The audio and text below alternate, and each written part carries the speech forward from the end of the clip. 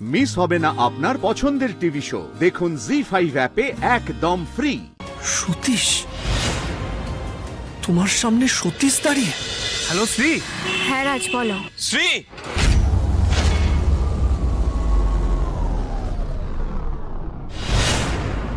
আরে তুমি এখানে কি করছো?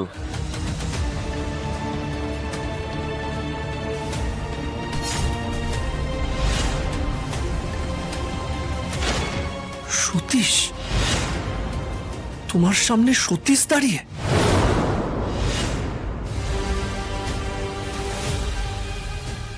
ও সরি, তুমি ফোনে কথা বলছো?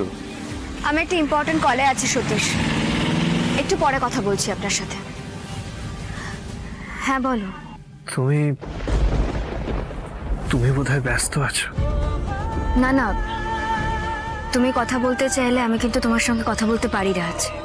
হ্যাঁ আমি ব্যস্ত ঠিকই, তবে ব্যস্ততা অন্য কিছু নিয়ে। তুমি এখন কোথায়? একটা কাজে বেরিয়েছি। কোথায় সেটাই তো জানতে চেয়েছি। এখন রাজকে চাকরি যাওয়ার কথাটা বললে রাজের অভিমান হবে, আবার নতুন করে একটা ঝামেলা শুরু হবে। না না, সামনাসামনি দেখা হলে তবেই বলবো। তুমি তো এখন আর আমার সঙ্গে ভালো করে কথা বলো না রাজ, তবে তুমি যদি কথা বলতে চাও, অনেক কথা জমে আছে রাজ, সবকিছু তোমাকে বলতে পারি। জানিও তোমার কখন সময় হবে। এনিওয়ে, বলো তুমি কেন ফোন করেছো?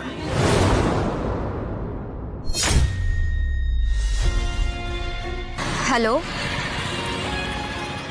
হ্যালো রাজ, তুমি শুনতে পাচ্ছ?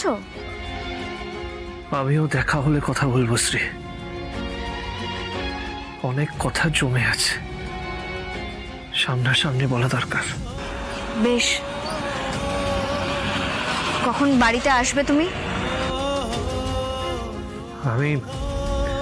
আমি যখন আসি অফিস শেষ করে। তোমার অফিস শেষ হওয়ার তো সেভাবে কোনো টাইম নেই রাজ, কখনো 9টা, কখনো 12টা, আবার কখনো ফিরবে কিনা সন্দেহ। 9টায় ফিরে যাব। তুমি যেই কাজটা করছো করে নাও, রাখলাম।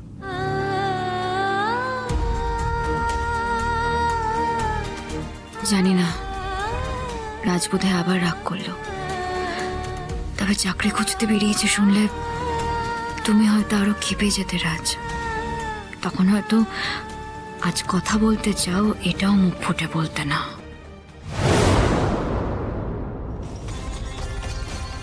যাক, মনে হচ্ছে আবার একটা অশান্তি হবে ওদের। আমি ফোন করলাম আর ও এখন সতীশের সঙ্গে, আমাকে হ্যাপি বার্থডেটাও আজ উইশ করলো না।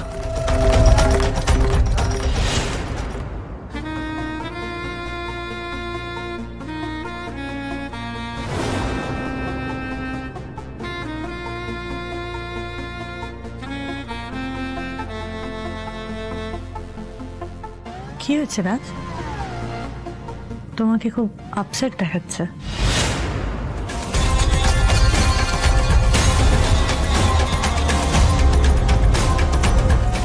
রাজ কি হয়েছে বলো? সে কি অফারটা রিজেক্ট করলো? না মানে ওই কথাটা বলতে পারলাম কোথায়। সে কি ওকে বলনি? না, আপনি তো শুনলেন, আমি এই কথাটা বলতে পারলাম না। সরি রাজ, আমার হ্যাবিট নেই লোকেদের কথা হাড়ি পেতে শোনার। কেন শ্রী, কেন? আমার যেটা পছন্দ না সেটা তুমি বারবার কেন করছো? কেন?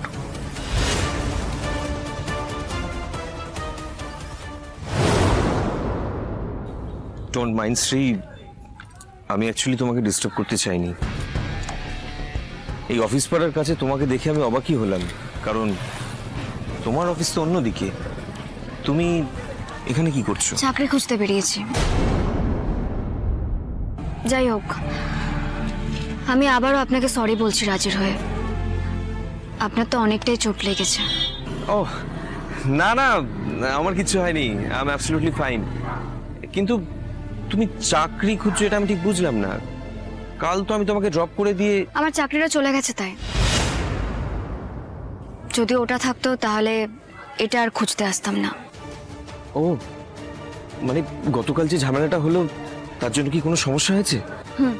সেটার জন্য। I am so sorry Shri, I am so sorry. আমার জন্য তোমার এত বড় ক্ষতি হয়ে গেল।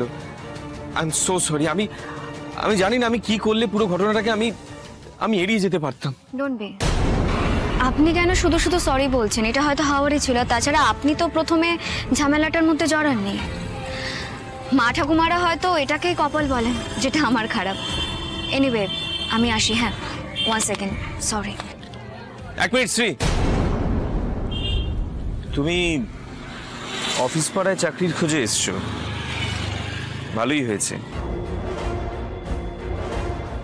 দেখো শ্রী, ভগবান যা করেন তা তো ভালোর জন্যই করেন, তাই না? তোমাকে আর রাত জেগে কাজ করতে হবে না। তোমার যে শিক্ষাগত যোগ্যতা, তোমার যা ক্যালিবার, তোমার তো আরো অনেক ভালো চাকরি করা উচিত। যতই হোক তোমার একটা পার্সোনাল লাইফ আছে, তোমার একটা পরিবার আছে, রাজ আছে। তুমি ওদের সঙ্গেই বা কখন সময় কাটাবে? আমি একটা কথা বলি শ্রী, তোমার জন্য আমার কাছে একটা চাকরির খোঁজ আছে। এটা একটা পিএর চাকরি। দেখো, আমিও অতটা ডিটেলসে জানি না, আজ সকালেই আমি খবর পেলাম। তুমি অ্যাপ্লাই করতে পারো।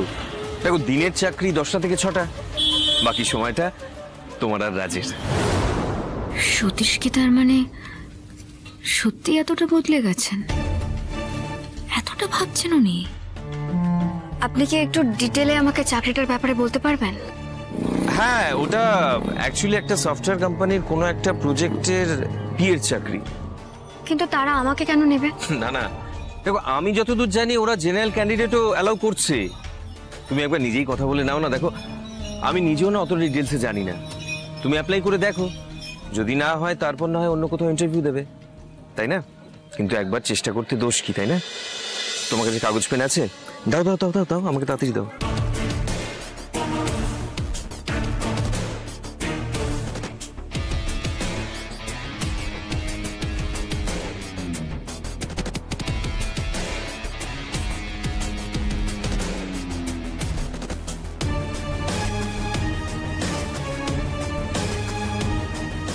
আজই তুমি এখানে চলে যাও, দেরি করো না। ভ্যাকেন্সি কিন্তু বেশি দিন খালি থাকে না। Thank you so much Satish. আমি দেখি অফিস থেকে কি জানায়। Thank you.